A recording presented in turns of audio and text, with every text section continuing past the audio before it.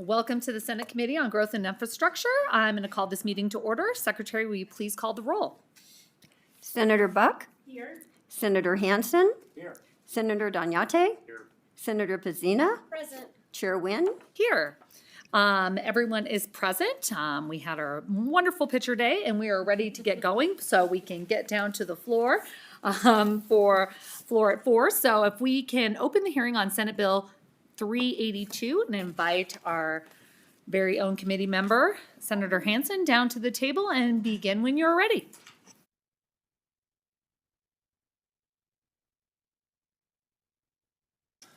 Thank you, Madam Chair, members of the committee. I'm Ira Hansen, representing Senate District 14, and this bill today was brought to me by the gentleman sitting to my right, Dave Sticks. Dave is the chair of the Legislative Committee for the Nevada Cattlemen's Association, and he's a past president of the Nevada Cattlemen's Association. He owns a ranch in Lyon County, and he has quite a few trailers.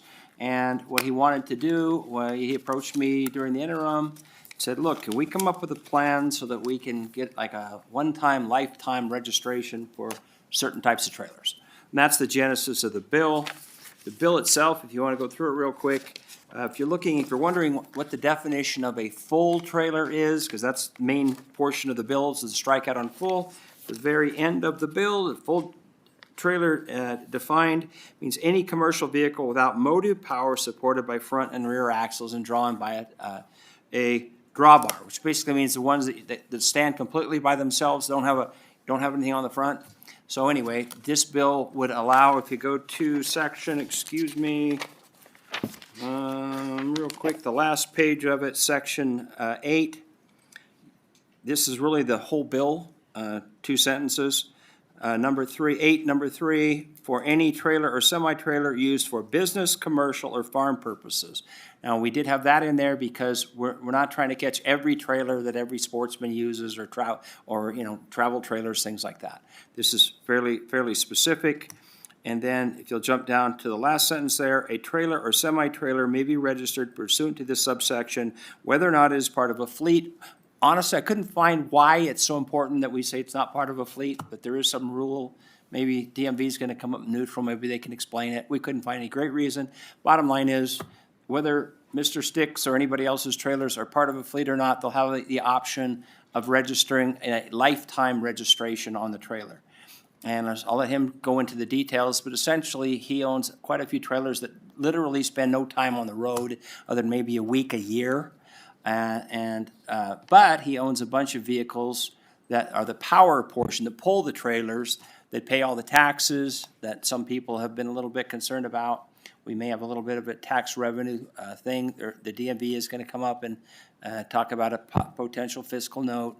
And then we've heard rumors that because of the government services tax, that is still being paid on the vehicles when they're being purchased, or the trailers when they're being purchased.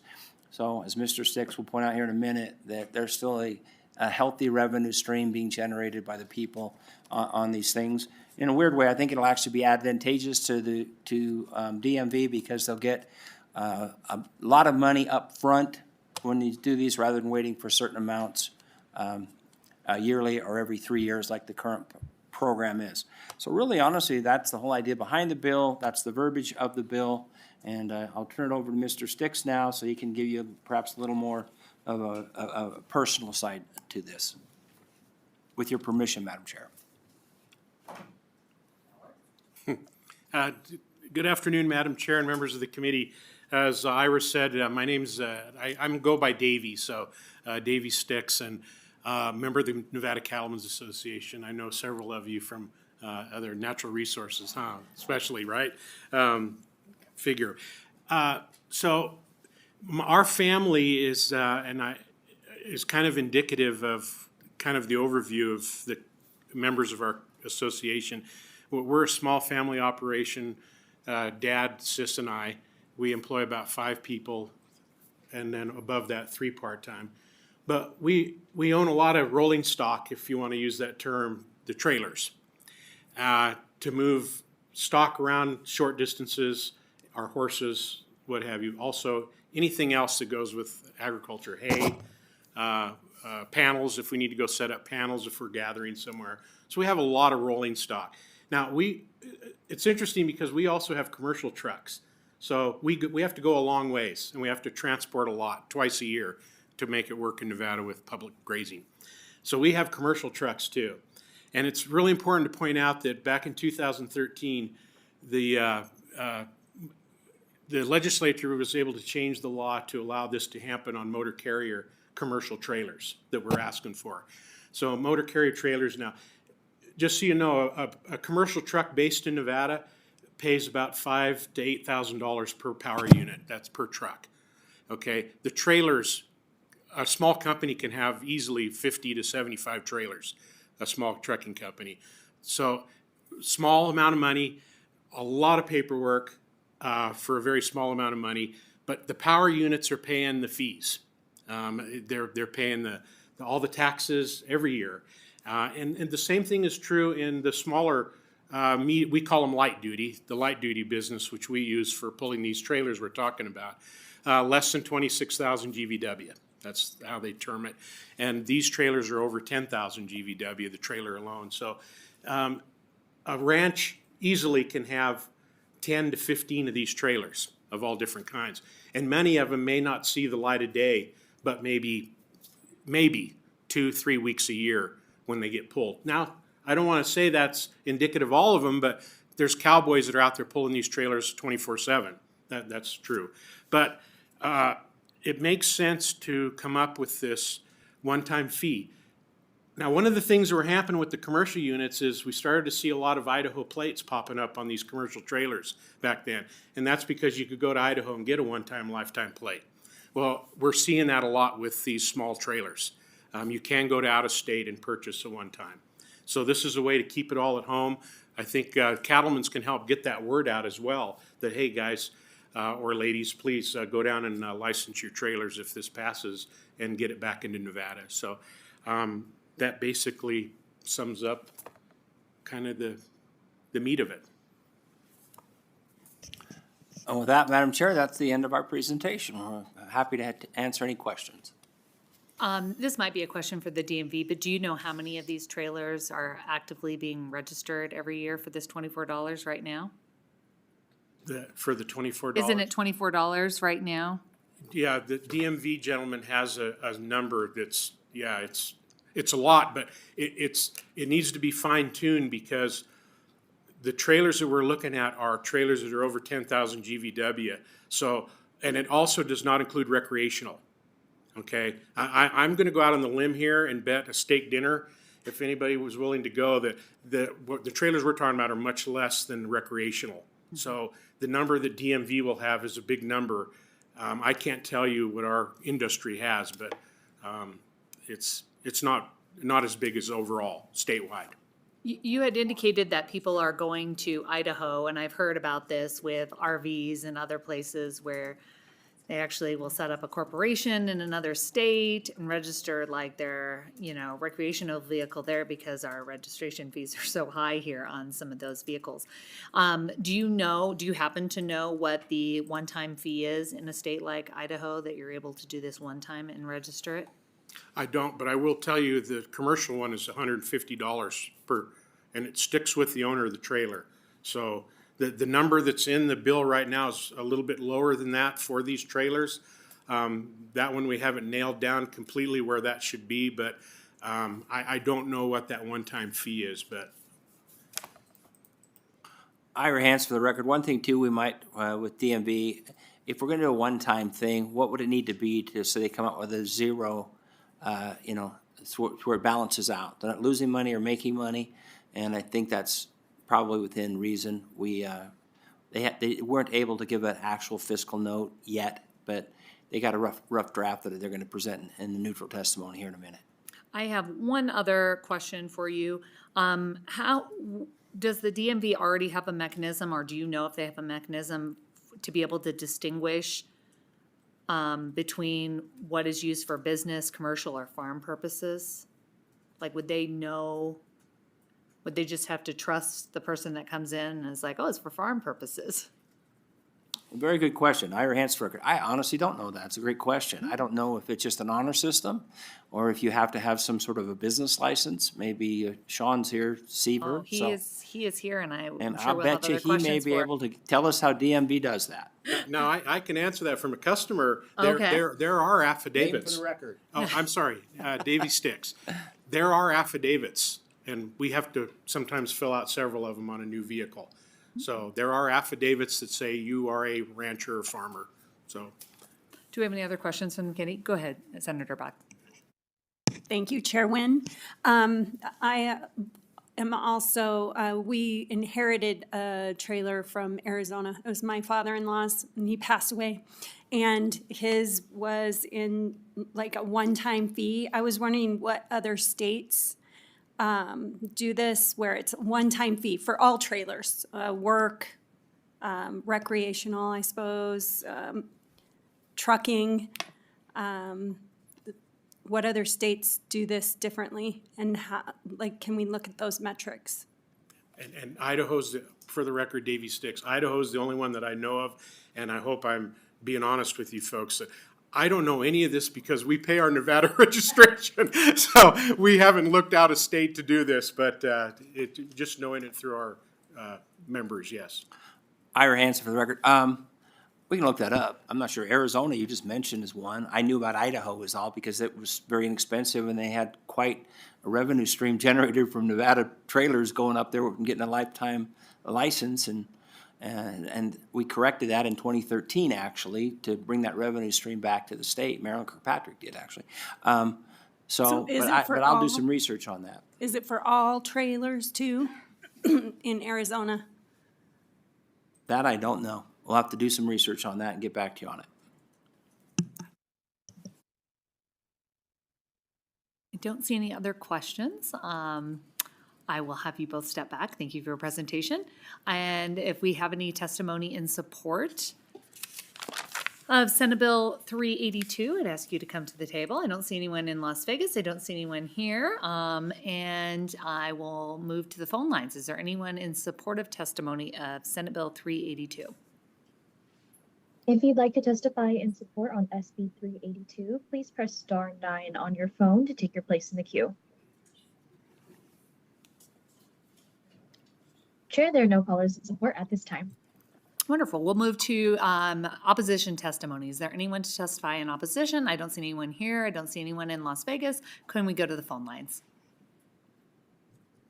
Chair, there are no callers in opposition at this time.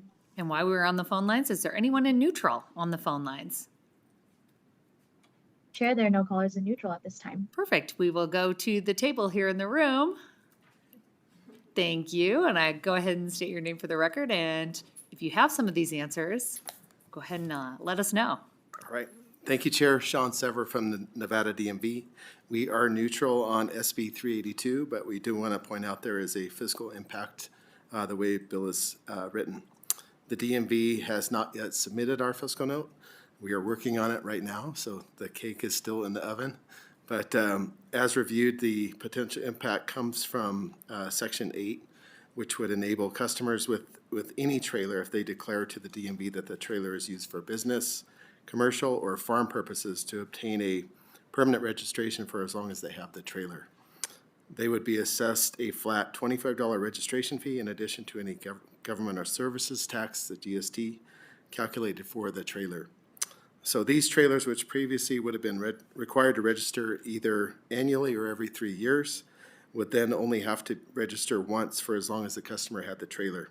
The DMV estimates that there are approximately 186,000 trailers currently registered in Nevada that could be impacted by these provisions. So we always have to estimate on the high case and worst case scenario. Our assumption is that all eligible trailer owners would choose to take part in this permanent trailer plate option. Based on that assumption, there is a loss projected to DMV registration fees and GST collections if customers who previously paid registration fees and GST yearly would, or every 3 years, now would only have to pay once for as long as they had the trailer. We will be submitting our fiscal note soon, and we're happy to work with the bill sponsor on any revisions.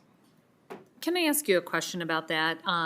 obviously, I think it's the intention of the bill sponsor to limit this to business, commercial, and farm purposes.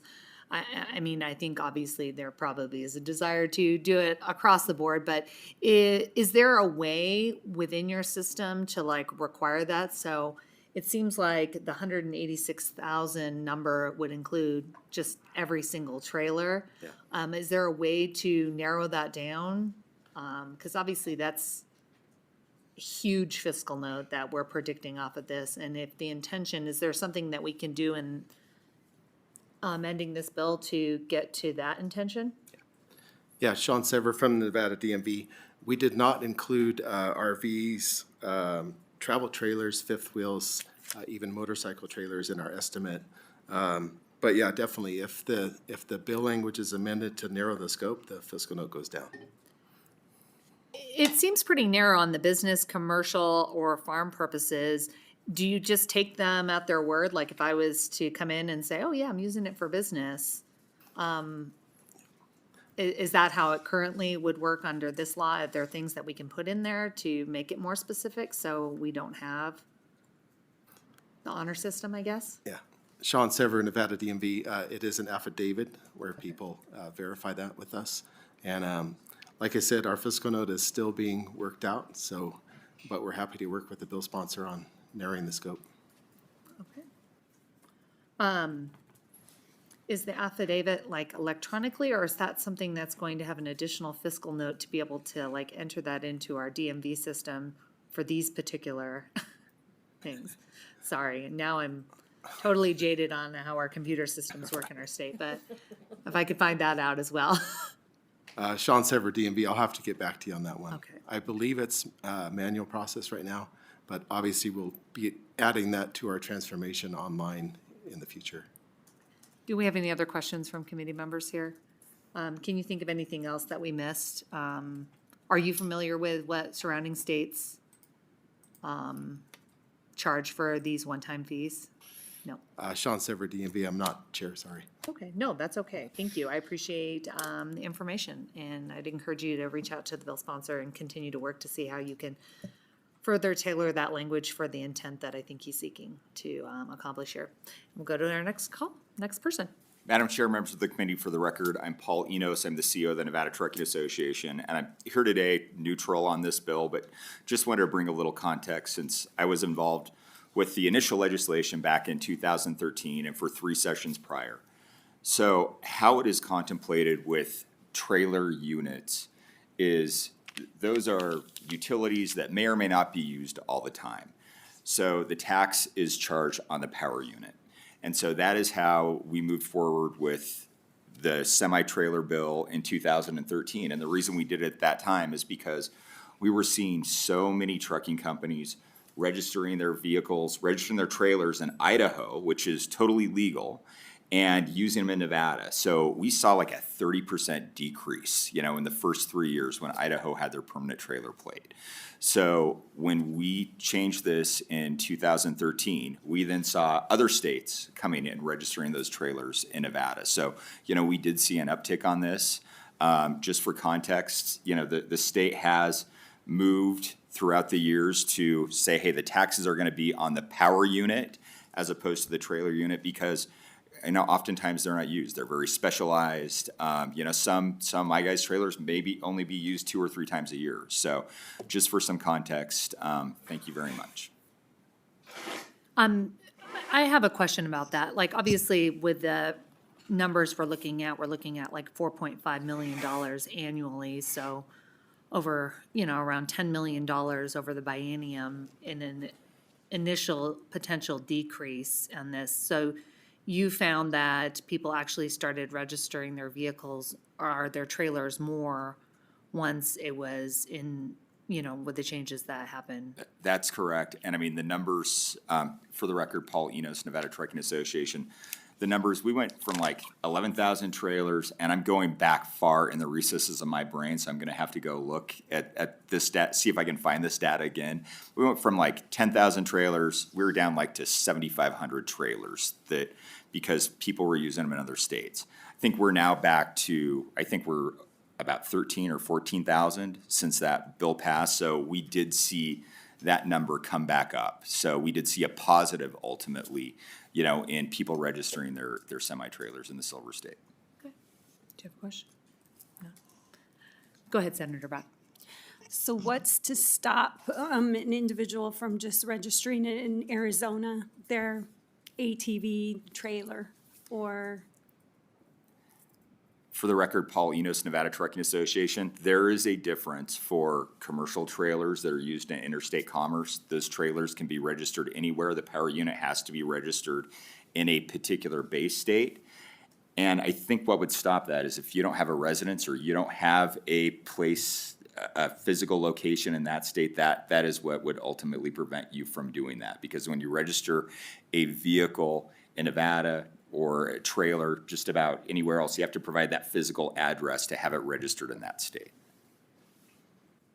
And how does our power unit registrations compare to other states? Are they less expensive, so you still have that problem, or more expensive? Seems like I see a lot of California plates. So for the record, Paul Enos, Nevada Trucking Association. Nevada is actually one of the more expensive states in the country for power units because 33 states have a tax exemption on rolling stock. Nevada is not one of those. So we not only collect a sales tax, we also collect a governmental services tax, which is 5% in Clark County, 4% in the rest of the state. So you're looking at a tax on that power unit of at least, in a place like Washoe County, 12%, sometimes 13%. So that does make Nevada a much more expensive state for that power unit. So, that's one of the rationales behind wanting to, give them a little relief on that trailer.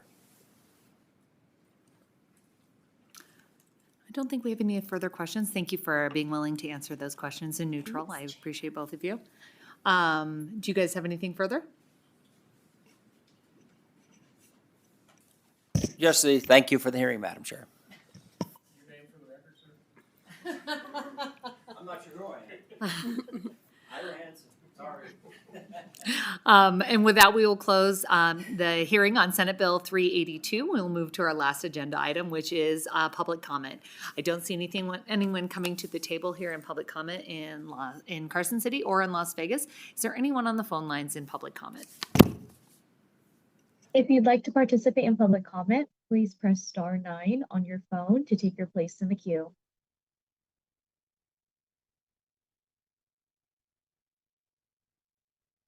Chair, the public line is open and working. However, there are no callers at this time. Wonderful. And with that, we will close public comment. That brings us to the end of the meeting. We will not have a meeting on Friday, but we will have a pretty large meeting. I anticipate a long meeting on one bill hearing, red light cameras. I know Senator Hansen's favorite. And we will have that hearing here. It will be the one hearing that we have, but I anticipate it will go a little bit longer than most hearings have gone and definitely longer than this one. And with that, meeting adjourned.